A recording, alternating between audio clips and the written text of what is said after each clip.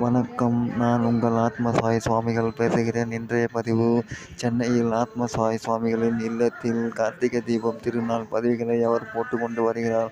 Please subscribe, like and share, give me support. நன்றி, வணக்கம்.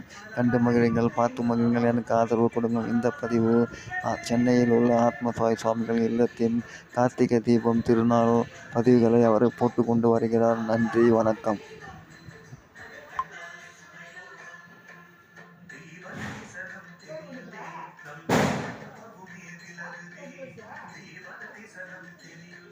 நம் தீவனாகுமே